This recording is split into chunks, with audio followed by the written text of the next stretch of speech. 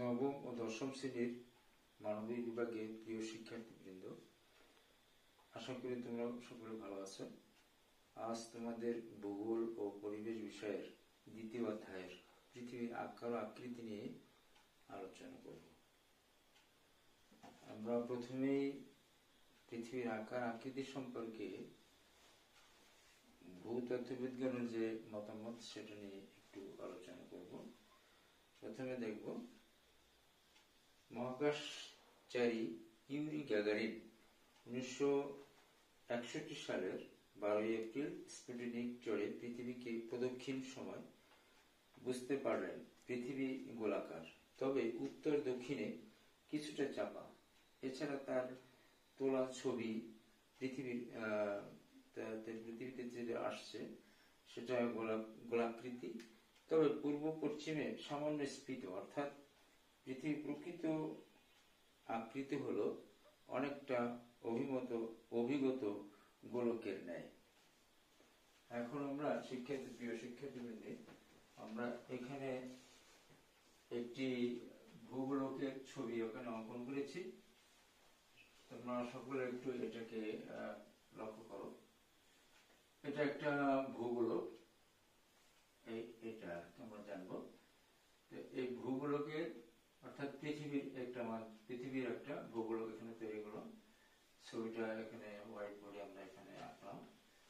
এখন প্রথমে আমরা জানবো যে উপর উত্তর দিকটি পৃথিবীর উত্তর দক্ষিণ, আর ডান পাশের দিক পূর্ব এবং বাম পাশের দিক পশ্চিম।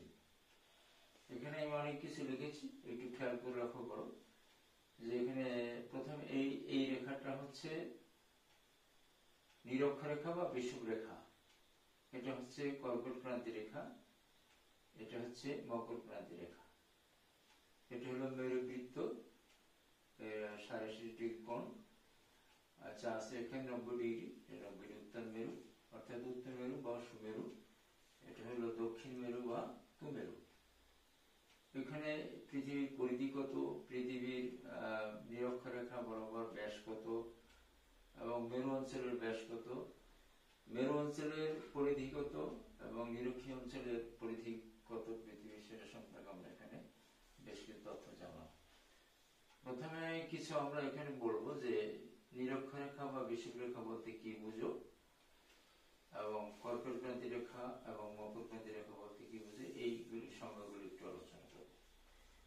প্রথমে নিরক্ষরেখা বলতে বা বিষুব রেখা বলতে কি বুঝো। পৃথিবী, এখানে আমরা এই অর্থাৎ পৃথিবীর উভয় মেরু হইতে সমদূরত্বে পূর্ব পশ্চিমে বেষ্টন করে বৃত্তাকার একটি রেখা কল্পনা করা হয়েছে। এই রেখাটি বলা হয় বিষুব রেখা। বিষুব রেখার এখন এটা বিষুব রেখা সাধারণত 0 ডিগ্রি ধরা হয়। এই আমরা এখানে লক্ষ্য করলাম বিষুব রেখার উত্তরে এবং দক্ষিণে। আচ্ছা, বিষুব রেখা থেকে উত্তরে 23.5 ডিগ্রি উত্তর অক্ষরেখার মধ্যে পূর্ব পশ্চিমে বেষ্টন করে যে একটি রেখা কল্পনা করা হয়েছে সেই রেখাটাকে বলা হয় কর্কট ক্রান্তি রেখা। আর বিষুব রেখা থেকে দক্ষিণে 23.5 ডিগ্রি বরাবর পূর্ব পশ্চিমে বৃত্তাকার বেষ্টন করে একটি রেখা কল্পনা করেছে, সেটাকে বলা হয় মকর ক্রান্তি রেখা। তাহলে আমরা এখন কি জানলাম, বিষুব রেখা কাকে বলা হয়, কর্কট ক্রান্তি রেখা কাকে বলা হয়, মকর ক্রান্তি রেখা কাকে বলা হয়। এটা নিরক্ষীয় বিষুব রেখা বরাবর যে অঞ্চলগুলি সেটা নিরক্ষীয় অঞ্চল। এই অঞ্চলগুলি হচ্ছে নাতিশীতোষ্ণ অঞ্চল, অর্থাৎ 23.5 ডিগ্রি বরাবর কর্কট ক্রান্তি রেখা নাতিশীতোষ্ণ বরাবর, আর মকর ক্রান্তি এটাও নাতিশীতোষ্ণ বরাবর। এখন এই বাংলাদেশ, বিশেষ করে আমাদের বাংলাদেশটা হচ্ছে, এখানে জানবো কর্কট ক্রান্তি রেখার উপর দিয়ে বাংলাদেশ অবস্থান করছে, সেই জন্য বাংলাদেশের আবহাওয়াটা নাতিশীতোষ্ণ মন্ডলী, অর্থাৎ বেশি শীত নয় বেশি গরম হয়, সমভাবাপন্ন। আর এরকম পৃথিবীর ওই দক্ষিণ মেরুতে এই যে অবস্থা, এটা একটি উত্তর মেরু, এটা দক্ষিণ মেরু। উত্তর মেরুতে যে অবস্থা হয় তার বিপরীত অবস্থা হয় দক্ষিণ মেরুতে। আমরা এটা যখন অন্য বিষয় করাবো তখন। আচ্ছা, এবার আমরা জানবো যে এই নিরক্ষীয় বরাবর অর্থাৎ নিরক্ষরেখা ব্যাস কত। নিরক্ষরেখার গড় ব্যাস হলো গণনার সুবিধার্থে 12,800 কিলোমিটার, আর ব্যাসার্ধ হচ্ছে 6,400 কিলোমিটার। তাহলে এখন নিরক্ষরেখার এখানে যে ব্যাস আর মেরু অঞ্চলে যে ব্যাস এই কিছুটা পার্থক্য আছে। কারণ পৃথিবী আগে আমরা বুঝছিলাম কিছুক্ষণ আগে যে উত্তর এবং দক্ষিণ পৃথিবীর উত্তর এবং দক্ষিণ মেরু কিছুটা চাপা, আর পূর্ব পশ্চিমটা সাধারণত একটু স্ফীত, মানে এখানে পূর্ব দিকে এবং পশ্চিম দিকে স্ফীত, কারণ একটু দূরত্বের দিক থেকে একটু একটু বেশি এবং কম। তাও কত আমরা একটু লক্ষ্য করবো, নিরক্ষীয় অঞ্চল কত, মেরু অঞ্চল কত। তাহলে এখানে আমরা খেয়াল করবো যে 12,757 কিলোমিটার নিরক্ষীয় বরাবর এই জায়গাটার ব্যাস হচ্ছে 12,757 কিলোমিটার, কিন্তু মেরু অঞ্চলে ব্যাস কিছুটা কম। এই হিসাবে আমরা দেখবো যে মেরু অঞ্চলে দেখা যাচ্ছে 12,774 কিলোমিটার, 12,714 কিলোমিটার। মেরু অঞ্চল এবং নিরক্ষীয় অঞ্চলের মধ্যে পার্থক্য কত বেশি, মেরু অঞ্চলে নিরক্ষীয় অঞ্চলে কতটুকু বেশি, সেখানে এখান থেকে এটা বিয়োগ করলে আমরা জানি 43 কিলোমিটার, এটা এখানে বেশি এখানে কম। তাহলে আমরা এটাও বের করতে পারলাম। আচ্ছা, এখন এই যে পরিধিটা হচ্ছে পৃথিবীর এই পরিধিটা এখানে নিরক্ষীয় অঞ্চলের পরিধি হচ্ছে 40,077 কিলোমিটার, আর নিরক্ষীয় অঞ্চলের পরিধি হচ্ছে 40,009 কিলোমিটার। এখানে এরকম কিছু পার্থক্য রয়েছে, যেহেতু নিরক্ষীয় অঞ্চলের ব্যাস এবং মেরু অঞ্চলের ব্যাস কিছুটা পার্থক্য রয়েছে। এখন আমরা এই অধ্যায়টা আমরা এখানে যেটুকু আমরা আলোচনা করলাম, এরপর আমরা আসবো যে পৃথিবী এটাকে অক্ষাংশ এবং দ্রাঘিমাংশ কাকে বলা হয়, অক্ষাংশ রেখা কি, অক্ষরেখা কি, দ্রাঘিম রেখা কি আমরা জানব। এখানে এইটা হচ্ছে নিরক্ষরেখা বা বিষুবরেখা। নিরক্ষরেখা থেকে উত্তরে বা দক্ষিণে, নিরক্ষরেখা থেকে বা বিষুবরেখা থেকে উত্তর, এটা দক্ষিণে, এটা উত্তরে বা দক্ষিণে কোন স্থানে কৌণিক দূরত্ব থেকে সেই স্থানে অক্ষাংশ বলা হয়। আবার একবার রিপিট করছি আমি, একটু খেয়াল করে শোনো। বিষুবরেখা থেকে উত্তরে অথবা দক্ষিণে কোন স্থানে কৌণিক দূরত্ব থেকে সেই স্থানে অক্ষাংশ বলা হয়। আর দ্রাঘিমা হলো এটা মূল মধ্যরেখা, পৃথিবীর উত্তর এবং দক্ষিণে সরাসরি যে একটি রেখা কল্পনা, সেটা হচ্ছে মূল মধ্যরেখা। মূল মধ্যরেখা থেকে পূর্বে বা পশ্চিমে, এটা পূর্ব দ্রাঘিমা, এটা পশ্চিম দ্রাঘিমা। মূল মধ্যরেখা থেকে পূর্বে বা পশ্চিমে কোন স্থানে কৌণিক দূরত্ব থেকে সেই স্থানে দ্রাঘিমা বলা হয়। অর্থাৎ এই গোটা পৃথিবীকে বৃত্তাকার, অর্থাৎ এটাকে ডিগ্রিতে ভাগ করে দেখা গেছে যে 360 ডিগ্রি হয়। আর এটাও এরকম যে এটা আমরা জানি প্রতি 1 ডিগ্রি অন্তরের জন্য 4 মিনিট সময় ব্যবধান ঘটে। সেই জন্যই পৃথিবী আপন কক্ষপথে সবসময় পশ্চিম থেকে পূর্ব দিকে আবর্তন করে।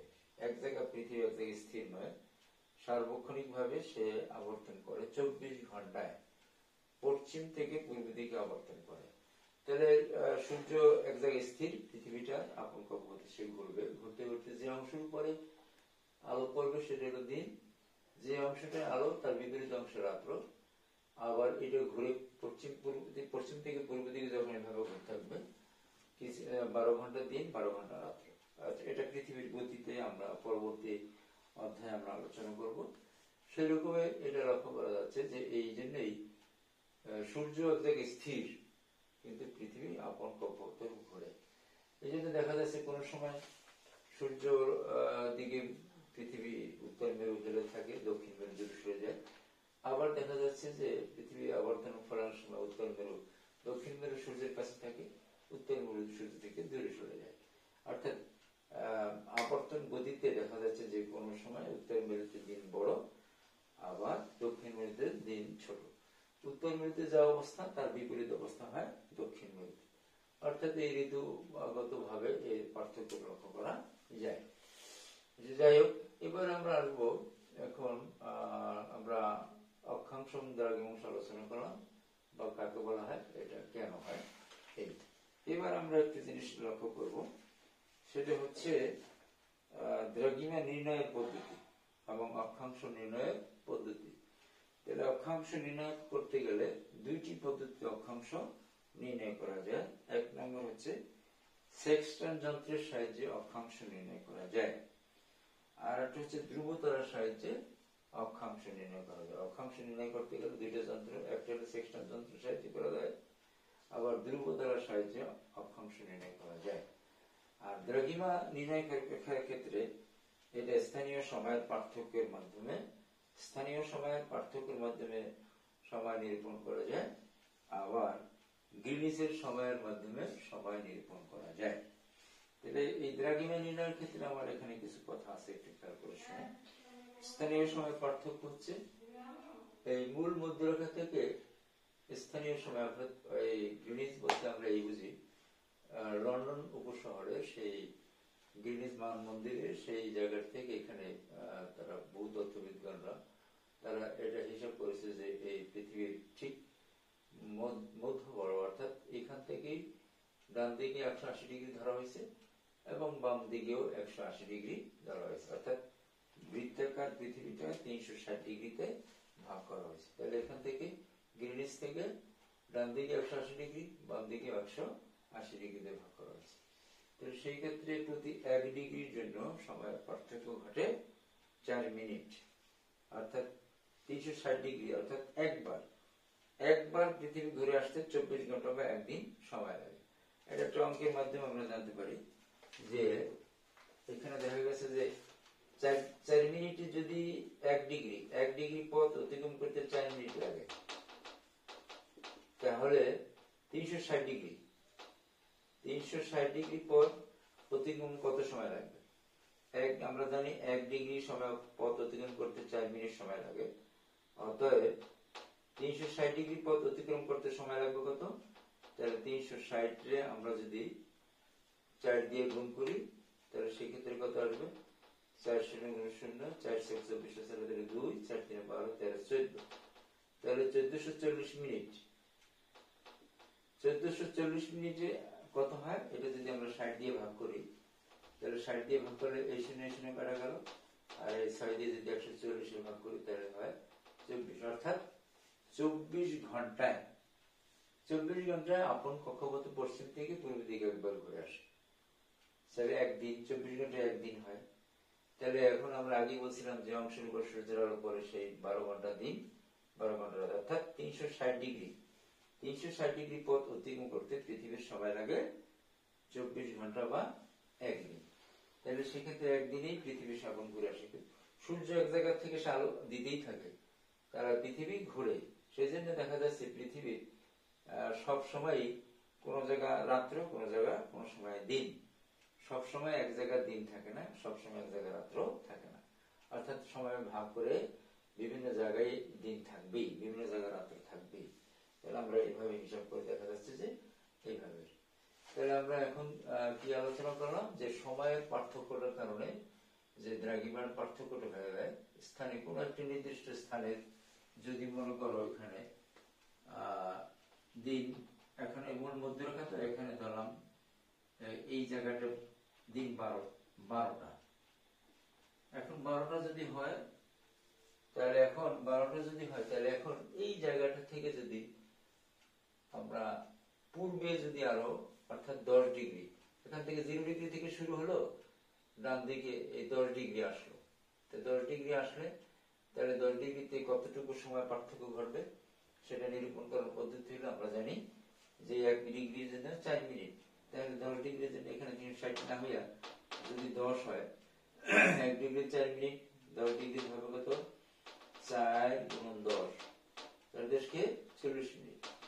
তাহলে 40 মিনিট, এইখানে যদি 12টা হয় তাহলে 10 ডিগ্রি পূর্বে সময় হবে 12টা 40 মিনিট। আবার এখান থেকে যদি বাম দিকে যাওয়া হয়, আমরা জানি যে ডান দিকে যদি যাওয়া হয় তাহলে সময় বাড়ে এবং মূল সময়ের সাথে যোগ করতে হয়। যদি বাম দিকে যাওয়া হয় তাহলে সময় কমে এবং মূল সময় থেকে বিয়োগ করতে হয়। তাহলে এখন যদি বাম দিকে 10 ডিগ্রি যদি বামে যায়, বামে গেলে এখানে কত আসবে? তাহলে এক্ষেত্রে ওই যোগ না করে বিয়োগ করতে হবে। তাহলে এখানে 12টার থেকে যদি আমরা 10 মিনিট বিয়োগ করি তাহলে 10 মিনিট না তো 40 মিনিট, সরি, এখানে 12টা থেকে যদি 40 মিনিট আমরা বিয়োগ করলাম, বিয়োগ করলে কত আসলো? 11টা 20 মিনিট। অর্থাৎ এই একই দ্রাঘিমা পার্থক্যের কারণে এখানে 12টার বাম দিকে ডান দিকে হবে 12টা 40 মিনিট, ঠিক বাম দিকে হবে 11টা 20 মিনিট। তাহলে দেখা যাচ্ছে যে সময়ের পার্থক্যটা ঘটলো। দুইটি দ্রাঘিমার কারণে, দ্রাঘিমা পার্থক্যের কারণে সময়ের পার্থক্যটাও ঘটলো, দ্রাঘিমার পার্থক্যের কারণে সময়ের পার্থক্যটাও ঘটলো। অর্থাৎ পৃথিবী যতই ডান দিকে আসবে ততই বাড়বে, বাম দিকে যতই কমবে। তাহলে এখন ওই যে আমরা এখানে 180 ডিগ্রি, আবার এখানে ডান দিকে 180 ডিগ্রি, বাম দিকে 180 ডিগ্রি, মূলত একই রেখা, এমন এক পর্যায়ে মিলবে একই রেখায়। যাই হোক, এদিক থেকেও এরকম। আচ্ছা, এবার আমরা তাহলে এখন লক্ষ্য করবো যে এরকম ঘটে, সাধারণত আমরা লক্ষ্য করতে পারি। তাহলে সময়ের কারণে দ্রাঘিমার পার্থক্য এরকম লক্ষ্য করা যায়। আর একটি হলো গ্রিনিচের সময়ের পার্থক্য, এটা লক্ষ্য করি। আমরা জানি আমাদের গ্রিনিচ থেকে বাংলাদেশে কত পার্থক্য, কত? গ্রিনিচ যদি 0 ডিগ্রি ধরা হয়, বাংলাদেশ হচ্ছে 90 ডিগ্রি 26 মিনিট। তো বাংলাদেশ যদি 90 ডিগ্রি 26 মিনিট হয়, তাহলে গ্রিনিচ থেকে বাংলাদেশ সময়ের পার্থক্য কত হয়? তাহলে আমরা ইজিলি সহজ হিসাব করতে পারি। 1 ডিগ্রি 4 মিনিট, 90 ডিগ্রিতে কত হয়? 4 9 36, অর্থাৎ 6 ঘন্টা। 6 ঘন্টা সময় পার্থক্য ঘটবে। অর্থাৎ গ্রিনিচ যখন সকাল 6টা হবে, গ্রিনিচ যদি হয় রাত 12টা, আমাদের সময় হবে তখন সকাল 6টা। অর্থাৎ আমাদের মানে আগে সামনের দিকে আগানো থাকবে, সময় বাড়বে, ওদের সময় কমবে। তো যাই হোক, এখানে আমরা এই জিনিসটা লক্ষ্য করবো, এই সময়ের পার্থক্য কেন ঘটে সেটা। এবারে আমরা একটু আবার রিভিশন আমরা করতে লক্ষ্য করলাম যে কি কি আজকে আমরা যেটা পড়ালাম, সেটা হচ্ছে কি কি জিনিস পড়ালাম। বিষুব রেখা কাকে বলা হয়, কর্কট ক্রান্তি রেখা কাকে বলা হয়, মকর ক্রান্তি রেখা কাকে বলা হয়, মেরু বৃত্ত কি, কত ডিগ্রিতে অবস্থান করে, মূল মধ্যরেখা থেকে ডান দিকে গেলে কি হয়, বাম দিকে গেলে কি হবে, এবং অক্ষাংশ দ্রাঘিমাংশ কি, এবং দ্রাঘিমা কিভাবে নির্ণয় করা যায়, অক্ষাংশ কিভাবে নির্ণয় করা যায়, ইত্যাদি আমরা এখানে এই আলোচনা করলাম। কাজে এগুলি একটু মনোযোগ সহকারে এই পরীক্ষার সময় সাধারণত এই ধরনের প্রশ্ন আসতে পারে। কিভাবে অক্ষাংশ নির্ণয় করা যায়, দ্রাঘিমাংশ কিভাবে নির্ণয় করা যায়, হ্যাঁ, কেন সময়ের পার্থক্য ঘটে, ইত্যাদি এগুলি খেয়াল করার চেষ্টা করতে হবে। যে আজকে আমরা তাহলে এখন মনে রাখতে হবে যে এইগুলি থেকে তো আমরা সৃজনশীল প্রশ্ন আসতে পারে, আবার অবজেক্টিভ তো আসবে। তবে যাই হোক, আমাদের এখন শ্রেণী পরীক্ষা যেটা হবে, তোমাদের সিলেবাসে দেওয়া আছে, শ্রেণী পরীক্ষার মধ্যে আমরা অবজেক্টিভ নিব না, তবে আমরা সৃজনশীল প্রশ্ন আকারে লিখব। আমি একটা বোর্ডে সৃজনশীল একটি প্রশ্ন আমি তোমাদেরকে, যে প্রশ্ন হতে পারে, একটা প্রশ্ন লিখব, একটু তোমরা একটু লক্ষ্য করো। প্রিয় শিক্ষার্থীবৃন্দ, আমরা এই যে প্রশ্নটা আসতে পারে সাধারণত সৃজনশীল প্রশ্ন, এরকম আজকের যে আমরা টপিকসটা যেটা পড়ালাম, যে বিষয়টা, তার থেকে এই ধরনের কিছু সৃজনশীল প্রশ্ন আসতে পারে। আমি একটা নমুনা স্বরূপ তোমাদেরকে বোর্ডে লিখে এটাকে পড়ার জন্য তোমাদেরকে বললাম। প্রথমে প্রশ্ন আসতে পারে জ্ঞানমূলক নিরক্ষরেখা কি, অথবা বিষুবরেখা বলতে কি বুঝো। এই নিরক্ষরেখা কি এভাবে আসতে পারে, অথবা বিষুবরেখা বলতে কি বুঝো। দ্বিতীয় নম্বর, খ, অনুধাবনমূলক প্রশ্ন, সময় নির্ধারণের ক্ষেত্রে দ্রাঘিমা রেখার প্রয়োজন কেন। সময় নির্ধারণ করতে গেলে আমরা দ্রাঘিমা রেখার প্রয়োজনীয়তা কেন আমরা লক্ষ্য করলাম, এইটাও প্রশ্ন তোমরা পড়বে। গ নম্বর, প্রয়োগমূলক প্রশ্ন,